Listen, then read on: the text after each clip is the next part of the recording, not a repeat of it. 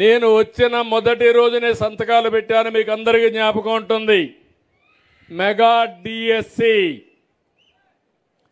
16,347 ఉద్యోగాలు. ఇవన్నీ కూడా డిసెంబర్లో పరీక్షలు అవుతున్నాయి. పరీక్షలు అవుతానే ఉద్యోగాలు ఇప్పించే బాధ్యత నాదని మీ అందరికీ హామీ ఇస్తున్నా.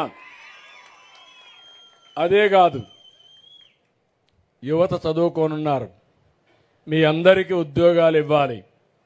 20 లక్షల ఉద్యోగాలు ఇస్తానని చెప్పాను. దానికోసమే ప్రణాళికలు తయారు చేసుకున్నాను. ఈ 20 లక్షల ఉద్యోగాలు ఏ రంగాల్లో వస్తాయో అవన్నీ కూడా అంచనాలు వేసుకుని ఎక్కడికక్కడ ఉద్యోగ కల్పన కోసం ముందుకు పోతున్నాం. ఇండస్ట్రీస్, పరిశ్రమలు చూశారు, ఎక్కడ పరిశ్రమలు వచ్చే పరిస్థితే లేదు. కానీ ఈరోజు నేను ఆలోచించింది, ఎట్టి పరిస్థితులు కూడా మళ్ళా పరిశ్రమలు తేవాలని ఎక్కడికక్కడ ప్రయత్నాలు చేస్తున్నాం. కొన్ని మీరు చూస్తే ఇక్కడ ఉండేవాళ్ళు, ఈ ప్రాంతంలో పుట్టిన వాళ్ళు కూడా ఇక్కడ పరిశ్రమలు పెట్టాలనుకుని వీళ్ళకు భయపడిపోయి వీళ్ళ వాటాలు, కబ్జాలు, దౌర్జన్యాలకు భయపడి వేరే రాష్ట్రాలకు వెళ్ళిపోయే పరిస్థితికి వచ్చారు. వాళ్ళందరినీ ఒకరొకరిని తీసుకొస్తున్నాం. నిన్నే చూశారు, విశాఖపట్నంలో లూలు గ్రూప్ వచ్చారు. వాళ్ళు వస్తే కొన్ని వేల ఉద్యోగాలు వస్తాయి.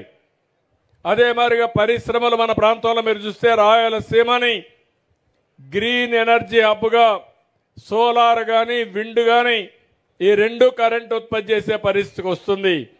ఇది వస్తే 7,50,000 మందికి ఈ ప్రాంతంలో, రాష్ట్రంలో ఉద్యోగాలు వచ్చే పరిస్థితికి వస్తాయి. అందుకే ఇంకొక పక్క ఆలోచించాను, గవర్నమెంట్ ద్వారా ఉద్యోగాలు ఇస్తాం, ప్రైవేట్ ద్వారా ఉద్యోగాలు ఇస్తాం. ఇవి కాకుండా ఇప్పుడు అడిగాను, ఈ ఊరిలో 10 మంది 15 మంది వేరే ప్రాంతాల్లో పనిచేస్తున్నారు, అమెరికాలో కూడా పనిచేస్తున్నారు. సాంబశివారెడ్డి కొడుకైతే అమెరికాలో, వేణు అయితే అమెరికాలో పనిచేస్తున్నాడు. కానీ ఈ ఊర్లో ఉండేవాళ్ళు కొంతమంది ఇక్కడే ఉన్నారు. నేను అందుకే కొత్త ఆలోచన చేస్తున్నాను. ఎన్నికలప్పుడు కూడా చెప్పాను, వర్క్ ఫ్రమ్ హోమ్ అని. మీ ఇంట్లో కూర్చొని మీరు పనిచేసే విధానానికి శ్రీకారం చుట్టాలనేది నా ఆలోచన. ఇది చాలా దేశాల్లో ఇప్పుడిప్పుడే ప్రారంభమైంది. తప్పకుండా మీ ఊర్లో కూడా మీ కుర్రవాళ్ళతో సహకారంతో వర్క్ ఫ్రమ్ హోమ్ ఈ ఊరి నుంచి కూడా ప్రారంభించాల్సిన అవసరం ఉంది. అవసరమైతే ఈ ప్రాంతంలో మళ్ళీ వర్క్ స్టేషన్లు కూడా పెడతాం.